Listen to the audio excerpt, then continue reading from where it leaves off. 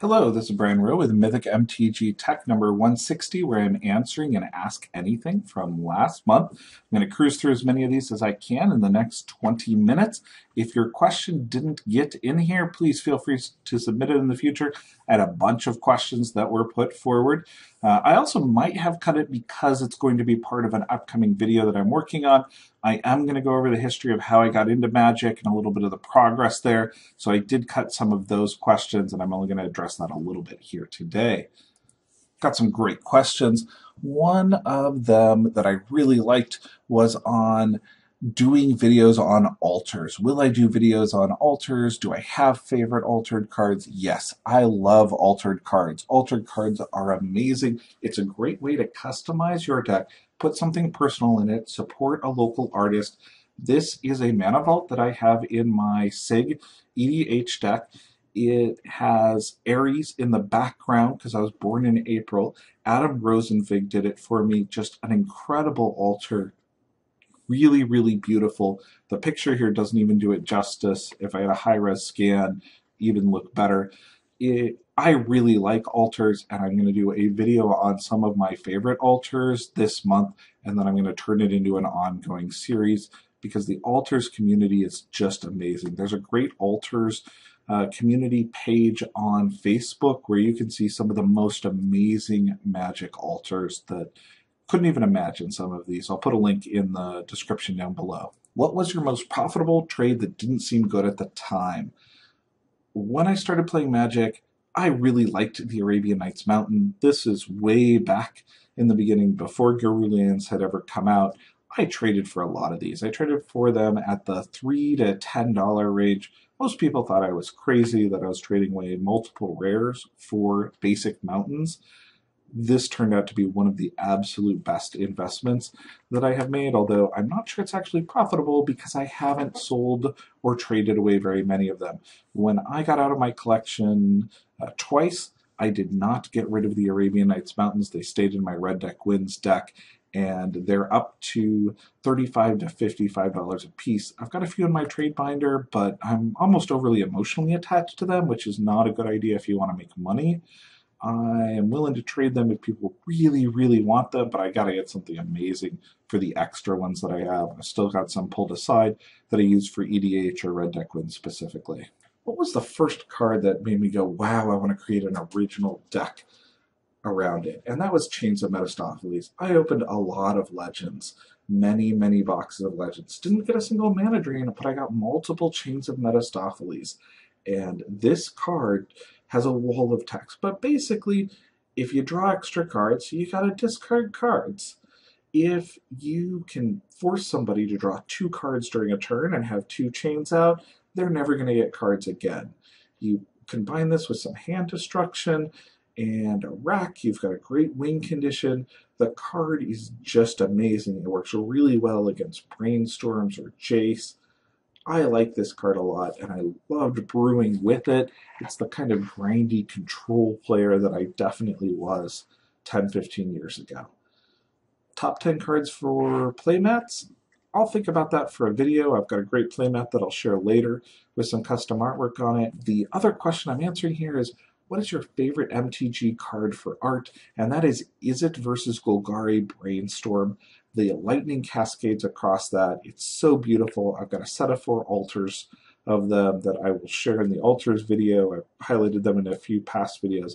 That artwork is just incredible. Next question is over, how will the fetch lands affect the meta for Modern?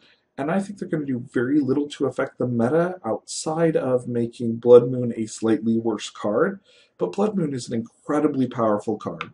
So the fact that fairies and Zoo are able to more easily fetch basic does very little to diminish the power of Blood Moon. When should one pick up fetches? Now, yesterday, tomorrow, until they hit $25 plus for the blue ones or $15 plus for the non-blues, I would be picking them up. Yes, there's a small chance that they're going to go down, but you're better off having a few extras now than not having enough when they spike. And they're going to go up. They're going to go up above $30 a piece for the blue ones and above $20 a piece for the non-blues, because they are the most important lands to have to play Modern competitively. Wizards of the Coast is supporting Modern heavily. Fetch lands are needed in order to play the environment. Yes, watch to see if there is an event deck or something else where they're added in. If they drop, then clearly buy them, but I would not feel bad buying them now if you lose $5 a piece on them, because there's a little bit more of a reprint, because long term these are going to be incredible cards to have. This is an interesting set of questions that came up over banning, and I'm going to answer the third one first. Do I agree with the idea or principle of banning cards? Hell yes. Bans are needed to keep the environment interesting. Wizards of the Coast needs people playing interesting, fun, engaging, diverse decks in a competitive environment. When the environment becomes boring, stagnant, slow, when a deck like Eggs, where somebody plays Solitaire for 10 minutes, is a viable deck, Magic is not fun to watch. It is not fun to play. I am very glad that the DCI has actively worked to try to keep the environments interesting, fluid, dynamic, something where skill and entertainment both matter, where people are engaging in a battle of ideas back and forth. They're not just playing one particular net deck that dominates. 100% on with banning. What should be banned? Iona should be banned in EDH. No fun to play against. Comes out on turn 2. I've got another Iona I need to destroy. Maybe I'll drown the next one since I burnt the last one. Treasure Cruise needs to go in Modern. I'm not convinced that it's too powerful in Legacy right now. It's really good in Legacy, but in Modern it has warped the entire metagame to where you have to either play anti-Treasure Cruise or play Treasure Cruise. Format warping should not be allowed. Cards to unban, that's a really tough question. I'm going to think about that, but I will do a video on cards that should be unbanned after I give it some serious thought. How was I drawn to the financial side of Magic? I have always enjoyed the subgame of trading. I enjoyed trading long before we had iPhone apps that would tell us what to trade, because it was a negotiation between two people where you could come to an agreement that made both people happy. I liked the financial aspects of trying to predict where cards are going from the second I started opening packs. It is just a fun sub-game to me, and after 15 plus years in this game, it's still interesting to me. I enjoy trying to figure out what out of the new set is going to be popular, what is going to be powerful, and what is overhyped. Sometimes I hit it, sometimes I miss it. Next question is on how produced are my videos going to become?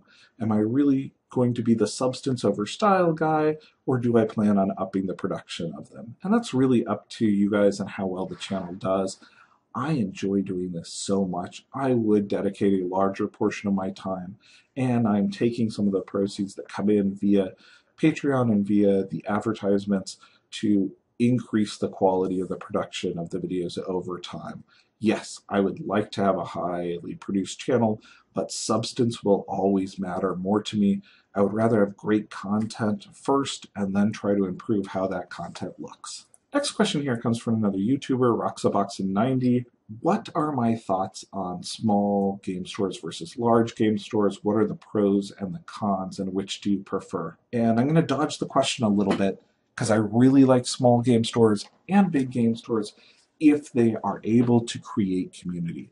Card Kingdom is a very large game store. It is my local game store. It's a few blocks from where I live. Everybody I know there knows who I am. I'm able to walk in, get a game, super friendly. The staff knows who I am. I can talk to them about Magic. Yes, I do also write for them occasionally. I just put out an article on Mox Boarding House.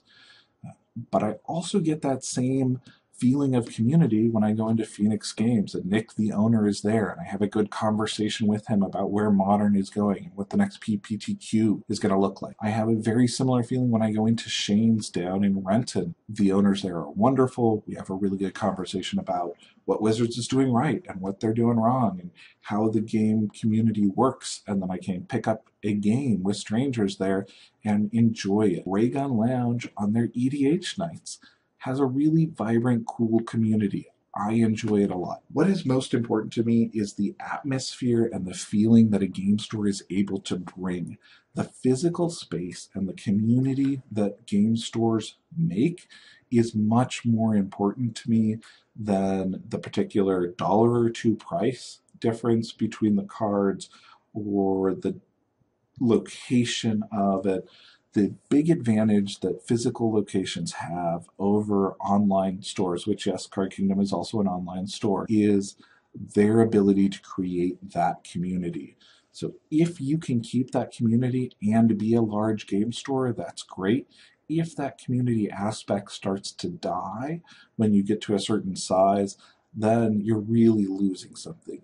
The community is what matters. And traditionally, I've gotten that great sense of community from several smaller stores. There are unfortunately also some stores out there that see Magic just as a way to bring in revenue and don't care that much about the community, because Magic will just basically sell. Those are the type of stores that I would avoid. These stores that are listed here are stores that I feel like I'm part of a Magic community when I go into those stores. So Modern Masters was confirmed. What are my predictions? Check out number 156. That's what I think is going to be reprinted. The more interesting part of this question, though, is the second half, which is, am I going to do any more 101 series videos? Yes, I'm working on one for Control right now. I'm looking at Control in several different environments. I'm going to do one on mid-range. I'll do one on combo also. These type of strategic intro videos are just so important for new players to try to get their head around how the game works and the possibilities for deck building out there. They take a lot longer for me to produce on the content side, but I am going to definitely keep them up, and I'm going to try to put one out about every 2 months or so and get through 6 of them in this next year. If you haven't mentioned it in your other videos, how did you get into Magic? How old were you? And do you remember your first game? I'm going to do a whole video on how I got into Magic, but I am going to talk about my first game here. I was playing against my little brother. We were playing decks that we had put together out of a few starters and a few booster packs of Unlimited, and Crawworm was the best card that we had. I remember getting our Crawworm out and being super happy. My brother didn't have anything that could possibly block it and live. A few months later, I realized not such a great card, but the joy of putting a giant dragon on the field with forests was so much fun. And this is really what Magic needs to do, is keep ways for new younger players to be engaged like this. These early memories are what fuel individuals playing Magic 5 and 10 years later. This question comes from MaggieBot, my partner, who has asked, so when are you going to get a Magic tattoo? I believe that I'll be getting a Magic tattoo this year. I've got an idea of what I'm going to get. I'm going to reach out to some people and look at doing a drawing here soon. But I am curious, does anybody else here have a Magic tattoo, and what would you get? If you've got a guess on what you think I would get, let me know. With Modern Masters at $10 for the pack price of Modern Masters 2, is there a point in which you won't be able to buy Magic? And well, I'm hooked into Magic. I'm not going to stop buying it. I will pick up some packs at the $10 range. In fact, I'll probably even be at the GP in Vegas. But the important part here is not whether or not I buy packs, it's whether we keep it accessible to kids. Whether the 7-year-old, the 10-year-old, the 12-year-old, the 15-year-old, whether those different ages can get into playing Magic. What makes Magic so successful today is those positive experiences I had as a kid, and we need to be careful not to price kids out of Magic. There needs to be intro products that allow younger kids to play. There needs to be accessible, competitive decks in Standard that don't cost an arm and a leg, so that you don't need to have a giant income to compete in Standard. The ability to draft your Standard set needs to be very low cost. That's what's important long term. And I hope that Magic takes this to heart and doesn't sell out for short-term profit and price the younger audience out of Magic, because those kids are going to be what drive Magic for the future. Hello, Brian. is going on with buyouts like the hedge mage here. Magic Finance is a crazy place. Anybody with several $100s can corner the market on something. When you see a price spike like this, watch out and stand back. This card has some potential in Modern, but this type of a price hike is just crazy. These type of buyouts usually drop back down in the next few months. So there's a difference between finding a gem that is incredible and somebody making a run on the market because a card has done well in one particular deck. Don't buy into the hype. Try to find cards before they spike and avoid them right after they spike. I've got this question down here because this is why I really like doing the channel. We got this question, do you think that golems would make a good modern deck or EDH deck? And we got a quick answer from somebody else a few weeks ago, which was no, but it would make a great casual deck. And that's close to what my answer would be. I don't think there's a competitive golem deck for Modern, but it would make a great EDH themed deck. I could see a golem themed EDH deck, and it's the answers that many of the people from the community give to individuals' questions that makes reading the comments such a joy for me. If you end up putting together an EDH themed Golem deck, please feel free to send it to me. I'd be happy to look at it and give some feedback. Good luck. Thanks. This has been Brian Rowe with Mythic MTG Tech doing a question and answers. Thank you to everybody who's over there on Patreon supporting the channel. We're going to have some pack openings coming up. We're going to have an altered art video coming up, and I've got a video coming up here in about a day on customizing the mono white EDH deck that links to an article that I recently wrote for Mox Boarding House Card Kingdom.